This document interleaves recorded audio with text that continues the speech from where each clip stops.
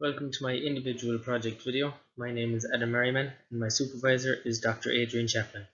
The title of my project is Apply Electrical Sensing Gauges to a Grinding Dynamometer and Perform Functionality Testing. So onto a quick introduction to my project. This project is based on the idea of using electrical sensing gauges on a grinding dynamometer to show how the force acting upon a workpiece is distributed. A grinding dynamometer is a device that is used to measure the forces that are acting upon a workpiece in three directions, the X, Y and Z axis. Electrical strain gauges are little transducer devices which measure strain by electrical resistance. One of these strain gauges can be seen in the top right, and on the bottom right you can see the location of these gauges going on one of the legs of the dynamometer. So on to the objectives of my project.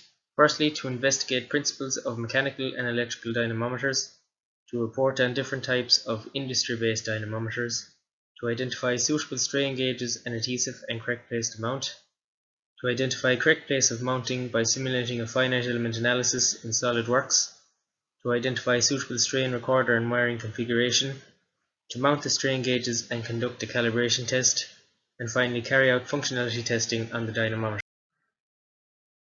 So just a little background information on the project. So a dynamometer is a device that is used for measuring force, torque or power. The dynamometer used for this project is one that will measure the cutting forces applied when grinding a workpiece. The design of this dynamometer allows for measurement of three-dimensional grinding forces and is based on the design by Chinese engineers. Strain gauges are devices used to indicate the strain induced at certain points on a specimen. They measure strain by electrical resistance, which varies in proportion to the amount of strain applied.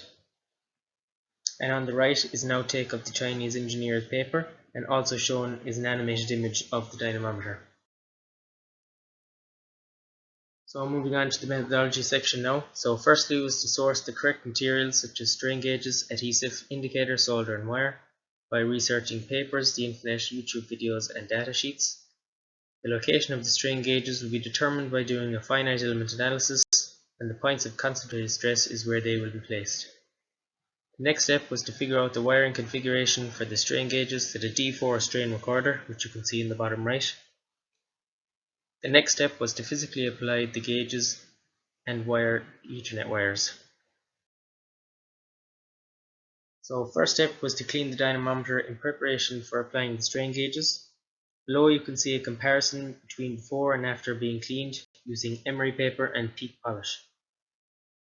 Also needed to be done was to make a test specimen on the lathe in the college workshop, to be held in the dynamometer and to be ground so that functionality testing could be performed on the dynamometer. Continuing on my methodology, the next step was to apply the strain gauges using careful techniques as to not damage the gauges. The first clip is the process of applying and mixing the epoxy resin and hardener using a toothpick under the gauge, which is held up by a piece of sellotape and then held down for roughly 5 to 6 minutes, giving it a chance to set. The next clip shows how the tape is removed so that the gauge stays in place. As you can see, the tape is being removed at a very low angle, and I'm doing one corner at a time so not damage the gauge or remove the gauge from the epoxy resin and hardener mixture.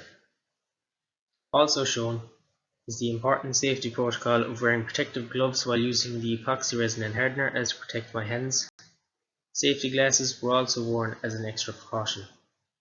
The image on the right is just the final product of the gauge applied along with the soldering pad placed underneath it.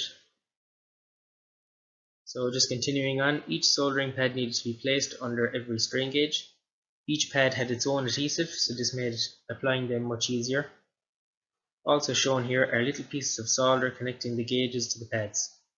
The image on the right also just shows a size comparison between the strain gauges to a small pliers and a Sharpie pen. An important step when wiring these gauges and Ethernet wires is labeling them correctly so that it is easier to know which wire to plug in when measuring. As seen, L4 is for leg 4, and each input connector is labelled along with the leg and along with the axis it is measuring. So shown is X, Y and Z axis. This slide just shows the final assembly project with the test specimen clamped in and all the wires coming out of it.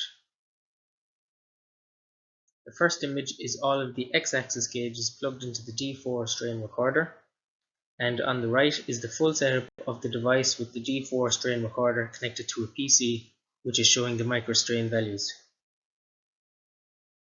Coming towards the end now, this is just a comparison slide showing the dynamometer at the beginning of the project compared to the dynamometer that I have now, which has been cleaned, assembled and fully wired. And the final part of my video is my project poster. Thanks for watching and listening to my individual project video.